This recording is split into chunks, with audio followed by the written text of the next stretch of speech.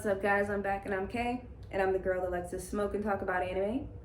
But today I'm back, and it's a historic day, a monumentous day, guys, because today I'm gonna do something I've never done before, and that is attempt to watch one of the Star Wars movies all the way through, no stopping, no giving up, no nothing. So, just as a little bit of backstory, I have made it 28 short years, and I have never seen any of the first 6 Star Wars movies from start to finish. That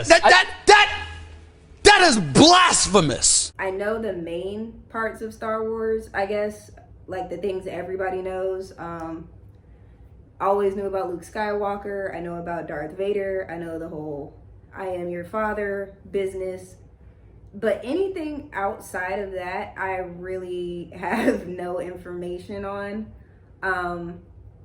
And since I've gotten into The Mandalorian, it got me to want to get more information on what started this whole craze. I did see the last 3 movies where we were introduced to Rey.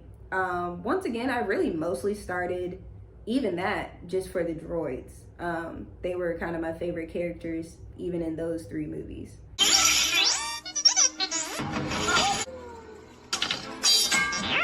But I figured, why not give it a shot and sit down, pay attention, and actually try to appreciate these movies so that maybe when I'm watching The Mandalorian and subsequent series that may come after, I can actually know what's going on and be able to make connections between things.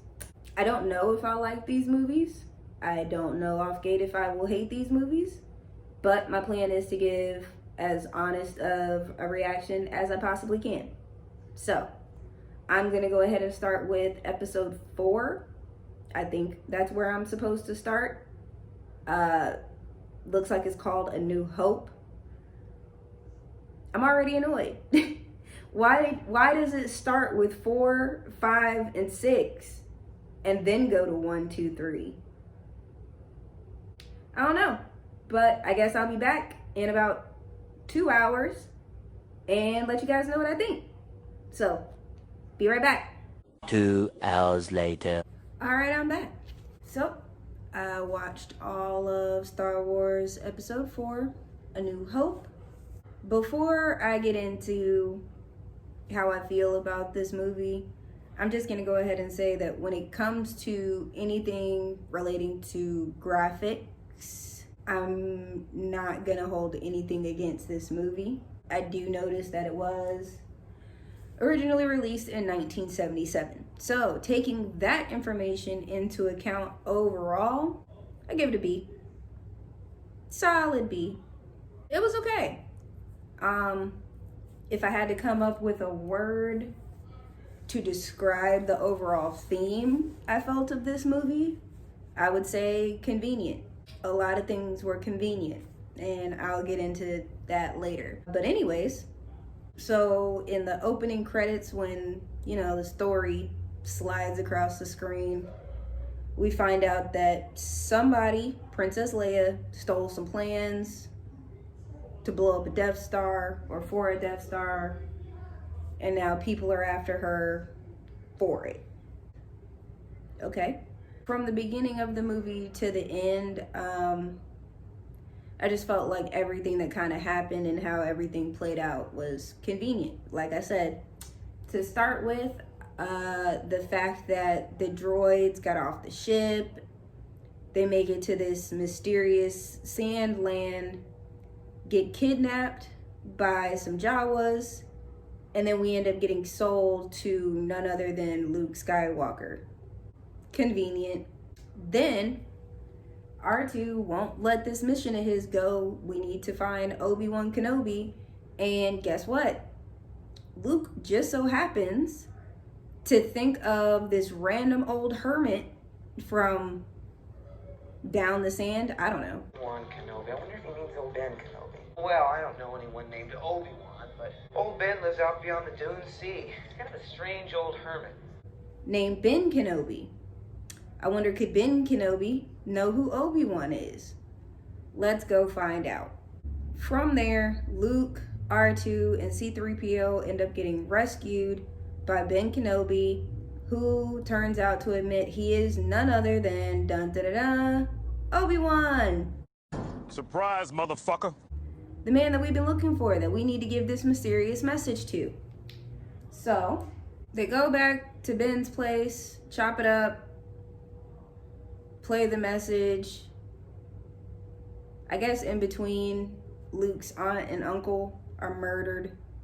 That's sad, but also convenient because that just now frees him up to be able to escort Ben or Obi-Wan where he needs to go. So now we need a pilot to get us to Alderaan. That is where we were supposed to take Obi-Wan Kenobi so he can link up with Leia, so he can do something important to help her out. This is where Han Solo and Chewie come in. They agree to be our pilots for a fee, and they agree to take us to Alderaan. Problem is, it was blown up by the Death Star. A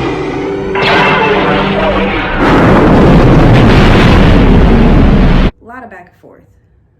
So, as we're sneaking around the ship trying to get Leia off, there's like a brief exchange fight between Obi-Wan and Darth Vader. Taking the little background knowledge I do have about Star Wars out of the picture, I would have kind of wondered like why that beef runs so deep when it seems like the only problem that they have with each other is Obi-Wan said Darth Vader killed Luke's dad, who was just a friend.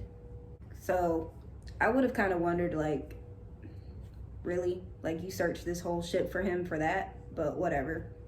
And then at the end of the fight, Obi-Wan dies, I guess. I guess that was the 1977 version of vanishing, because he kind of just gets hit with the lightsaber and then disappears. So I'm gonna go with he's dead on that. So we get the plans to the Rebel base. We figure out what the weakness is with the Death Star. We gotta shoot a laser down this tiny little hole and it'll travel down and basically blow this whole thing up. Really? But all right, anyways, that gets completed. We blow up the Death Star.